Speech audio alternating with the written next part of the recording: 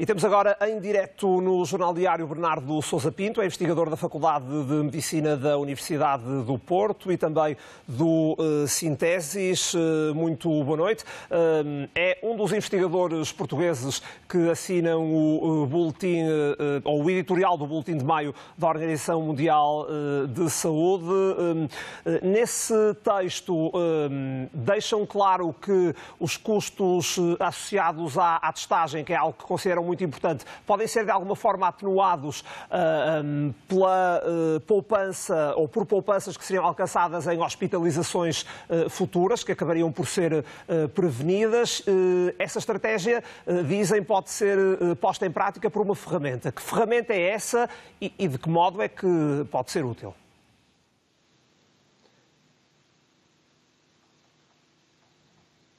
Olá, boa noite. Boa noite, Desde já estamos a agradecer ouvi-lo. Consegue-me ouvir? Estamos a ouvi-lo. Boa noite, muito obrigado pelo convite. Efetivamente, como falou, nós desenvolvemos este projeto, foi um projeto de investigadores do Sintesis e do Departamento de Medicina da Comunidade, Informação e Decisão em Saúde, da Faculdade de Medicina da Universidade do Porto, e a questão central foi precisamente essa, ou seja, efetivamente, testar os pacientes para a SARS-CoV-2, para a Covid-19, tem um custo, mas aquilo que nós pensamos é que, ao estarmos a identificar os pacientes, nós estamos a prevenir novas infecções e, ao fazê-lo, estamos a evitar que mais indivíduos sejam infectados e, assim, conseguimos prevenir novos internamentos em unidades de cuidados intensivos, e isso até poderá ser cost saving, ou seja, poderá associar-se a uma redução global de custos. E, nessa lógica, nós desenvolvemos um simulador online que eu talvez possa mostrar, porque se calhar mais do que falar dele, poderá ser interessante mostrar as suas funcionalidades. Portanto,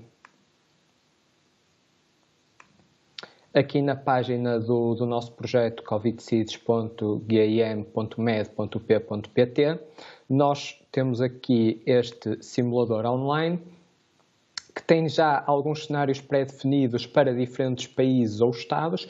Por exemplo, tem dois para Portugal e podemos verificar.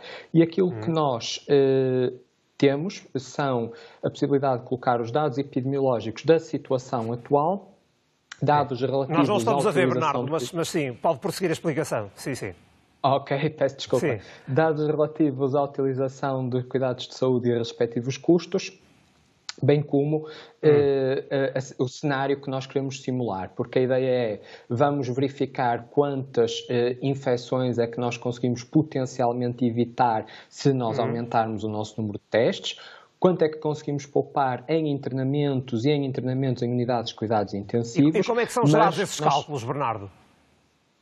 É isso, nós temos por base um modelo matemático, e por isso é que nós temos que colocar, por exemplo, qual é que é o crescimento expectável da infecção, e podemos utilizar os dados dos últimos dias para simular esse cenário, mas agora aqui há um pequeno aspecto que nós temos que ter em conta, porque se nós aumentarmos a nossa capacidade de teste, o nosso número de testes, nós não esperamos ter a mesma percentagem de indivíduos a dar positivo, e nós vimos isso, Portugal aumentou muito a capacidade de testes e a percentagem de testes que vêm com o resultado positivo diminuiu, simplesmente porque começamos a testar mais.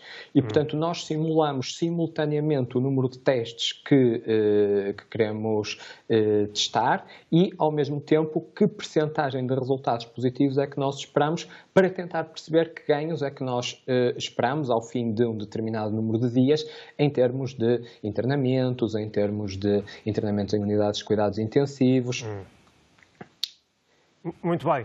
Já ficou clara a importância que atribui à testagem em larga escala. Portugal já fez, segundo o Worldometers, mais de 400 mil testes, isto em números absolutos. Acha que o país está no bom caminho ou poderia ser ainda mais ambicioso?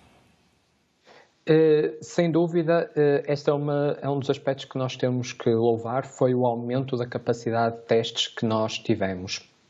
Ou seja, efetivamente, Portugal tem um elevado número de testes por milhão de habitante e se nós verificarmos, por exemplo, entre finais de março e início de abril, num curto período de 15 dias, nós conseguimos aumentar em 7 vezes o número de testes por milhão de habitante e desde então até aumentamos mais de 30 vezes. Isso obviamente é muito bom e provavelmente foi um dos fatores que explicou porque é que nós não tivemos situações calamitosas, como observamos em Espanha ou como observamos em Itália, porque conseguimos identificar mais cedo os indivíduos. Agora, nós não podemos descurar a importância dos testes nessa fase, sobretudo quando nós estamos a levantar as restrições, estamos a fazer o desconfinamento. O perigo do SNS entrar em colapso ainda não acabou e esta altura é crítica e por isso nós temos que continuar a aumentar o nosso número de testes e para além disso temos que aumentá-los de forma inteligente, entre aspas, ou seja, temos que tentar ao máximo identificar contactos dos indivíduos confirmados, testá-los, mesmo que assintomáticos, para conseguirmos ter uma maior capacidade de identificar os positivos.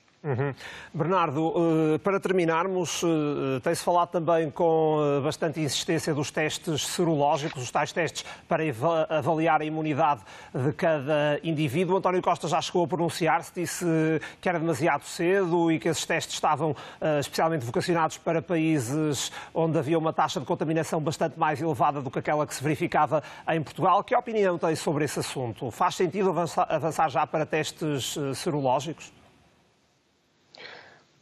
Ora bem, os testes serológicos eles são importantes. Eles não são testes que nós utilizamos para diagnóstico, porque eles detectam anticorpos e os anticorpos surgem já numa fase tardia.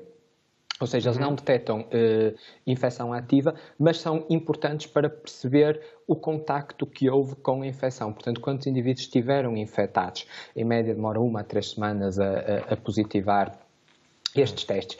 E efetivamente é importante que nós comecemos a aplicar este tipo de testes serológicos para até tentarmos perceber, por exemplo, algumas disparidades regionais em termos de contacto com o vírus, para facilitar a retoma da atividade económica, tentar perceber quais serão os indivíduos que possam ter desenvolvido imunidade.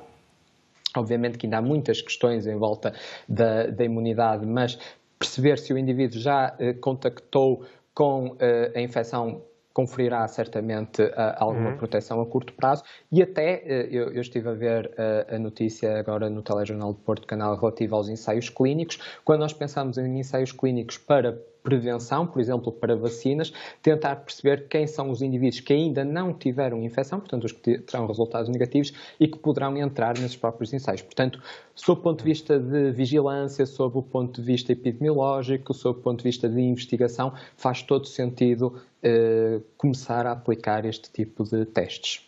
A questão é depois quanto dura essa imunidade, não é? Porque não se sabe se ela é definitiva, no fundo, não é? Sem dúvida, ainda sabe muito pouco acerca desta infecção e isso também será uma coisa interessante, será tentar perceber ao longo do tempo se os padrões se mantêm ou não, se o indivíduo continua a ter anticorpos positivos ou não. Muito bem, Bernardo Sousa Pinto, muito obrigado pela intervenção esta noite no Jornal Diário. Boa noite. Muito obrigado. Boa noite.